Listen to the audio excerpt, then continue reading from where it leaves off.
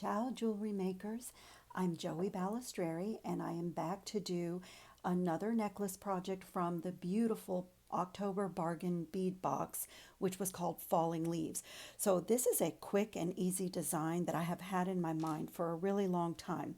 So let me tell you what you will need if you want to make along with me. I have laid out sort of where we're going with the project just so you can have an idea. So here I have about 28 inches of the chain that came in the box. You can adjust that to make it shorter or longer for yourself. And then there was a third toggle clasp in the box. I used two of them already, but I decided to pull another rose gold toggle out of my stash that was a little bit more delicate, and I just liked it better with the chain. And since I had already used the other one on the other necklace, I decided to change it up. And then I just pulled out some of these kind of rose gold 4mm and 6mm jump rings for connection. And I'm using scraps of wire for this project. This is 20 gauge medium tempered German from Bead. And two of the leaf beads from the bead mix in the box, two of the rose gold small daisy spacers, two of the 6mm aventurine, green aventurine beads, and then two of those beautiful, delicate copper leaf charms from the box. So let's get started. I'm going to start by making the two small dangles that will go on the end of this necklace. So let's take a piece of this scrap wire. I'm going to use my one-step looper and get these loops done pretty quickly. As I've said in previous videos, I've become kind of adept at using this, and I really like it. So I think, let's see, how did I have this worked out? I think it was this way. Let me see, I might change it up. Let's have a look. I had worked it out in my head. Let's see if I like it. It's going to be like that. Yes, very pretty. Okay, so I want to get this loop going in the same direction as the other one. I'm going to back off just a little bit so as not to put any stress on that glass leaf. And I've told you guys before, I fiddle with things. I can't help myself. But while that is still in the tool, so I got perfect loops. I know some people don't care for this tool, but I really like it, and probably because I've practiced with it a lot. And like everything, especially in jewelry, you get better with practice for sure. Okay, let's do the same thing on this one. One of these 6mm aventurines, rose gold daisy spacer, and one of those pretty leaves going up.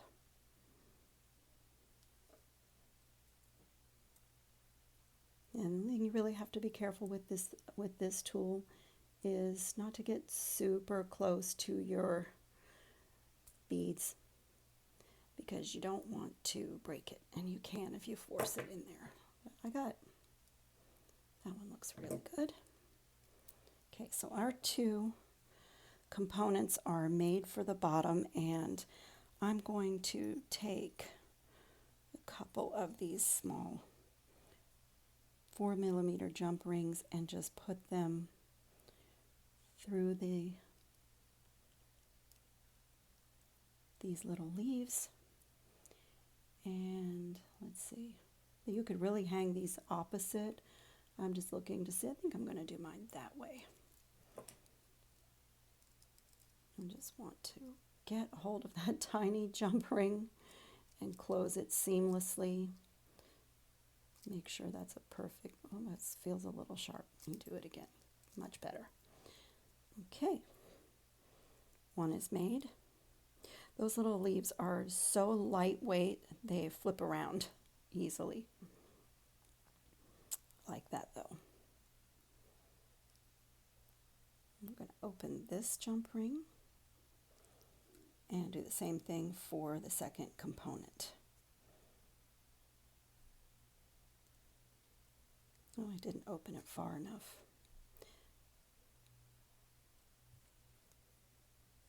The smaller things are, the more patience you have to have.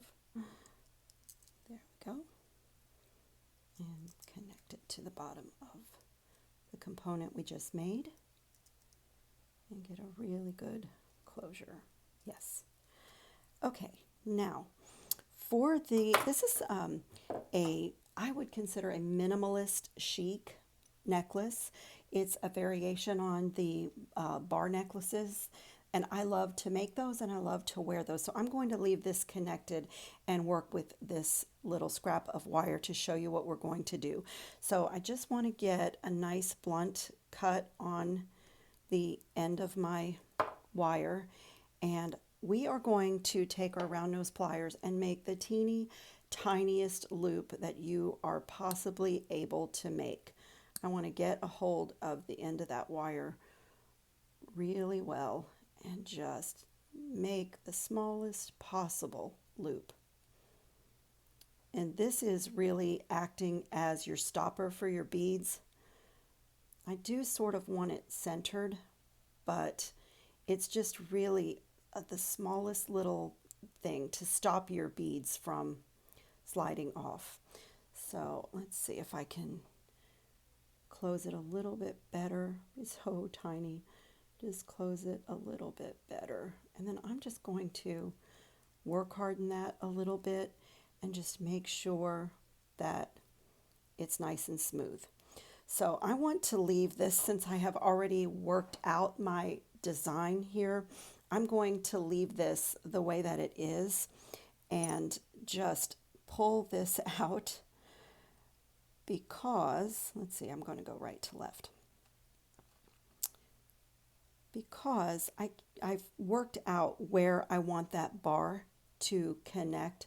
So I am going to add one of these 6mm aventurine and go through the chain where I have it positioned, and then I know I can pull this one out. And then I'm going to go through this chain, and then I can get rid of that scrap wire. And then I'm going to add this on the end and push it all the way. So there's what we have. Now I can pick it up off my mat and show you what we have. So I have just created a bar that is suspended between the two lengths of chain. Now I have not cut this in half yet to make the closure, because it's much easier to do this section of this type of necklace first. And then these two ends are where we're going to attach our dangles. So, oh goodness, I dropped it. Okay, I caught it. That happens. Okay, so let me reorganize myself. So you can see that we have this tiny little loop on this end, and we just need to do the same thing on this end. So I'm going to bend this wire where it is exiting that bead so I can get rid of the excess. So I just put a little bend in the wire. It's almost like making a simple loop, but not really, because it's not a simple loop. It's really sort of a bead stopper to stop that bead. So I'm just going to roll this into the tiniest loop. And if I don't like it, if I don't think it's small enough, let me see if I got it small enough. If I did, it'll be okay. But if I didn't, I'll show you what we can do. But I think I actually got it. You just want it to be really unobtrusive, and I want to close it up without damaging my bead. It's very small. It's a very small loop. There, I got it.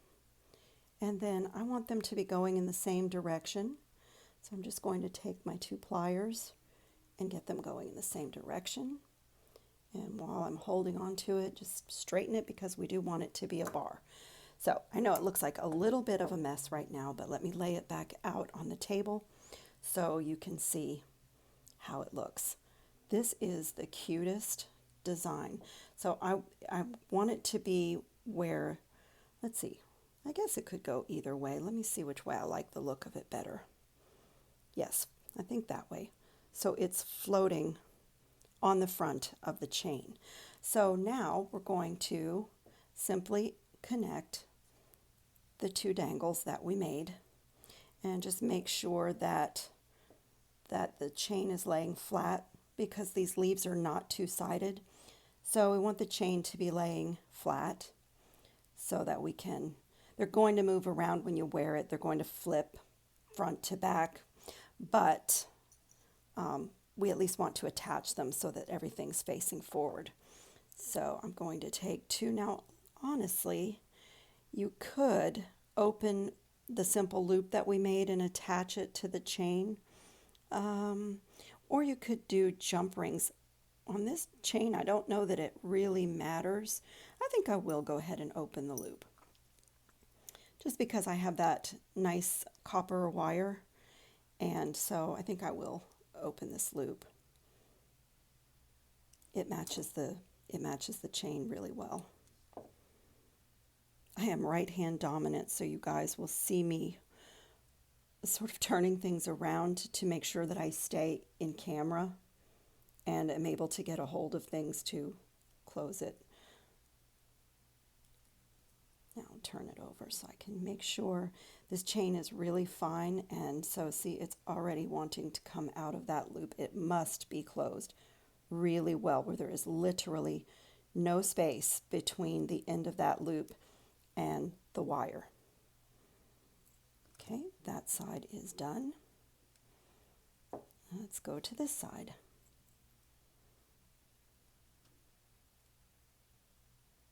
Open that up. Again, I want to make sure that my chain is laying flat so that my leaves are on the front. Close it really well, double check. Try to do a little work hardening on a piece like this. Okay, let's see what we have. Oh, that is so pretty. It's so simple, but so very elegant. I love a minimalist design. So now, to finish this off, we are simply going to find the middle, go up from our bead. Let's see, let me get a piece of scrap wire and find the middle. Just going to hold it off camera for just 1 second. You guys, I'll be right back. I know it's a little frustrating when you can't see, but I just want to pull the length of it and get my middle. Okay, and it's right here. So that's the link we're going to cut. Just cut that link away. And that goes in the trash. Now we simply attach our toggle clasp. So let's use these two of these small 4mm jump rings. I am so thrilled with this design. This is one that I've had in my head for a long time, and I really loved these crackle barrel beads that were in the bargain bead box this month, and so I pulled them aside. And also, on a minimalist design like this, it's really nice to use gemstones because they sort of speak for themselves and they have so much beauty. Glass beads do too, but I don't know why, but gemstone beads, this is an agate bead. I don't know, gemstone beads just seem to lend themselves to that more minimalist design.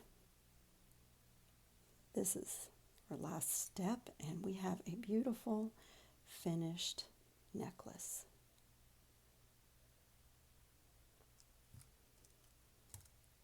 Okay, clean our work table. I know because of the length of this and the delicacy of the chain, this is going to be a little bit hard to see on my mat. As always, most things don't look as good on the mat as they do in person, but I will put this on my little mannequin and take some pictures and let you have a closer look at it. So I hope you really enjoy this quick and easy necklace project. I hope you'll do your own version, give it your own style and flair, and I hope you're having fun on your beading mats. Ciao, jewelry makers!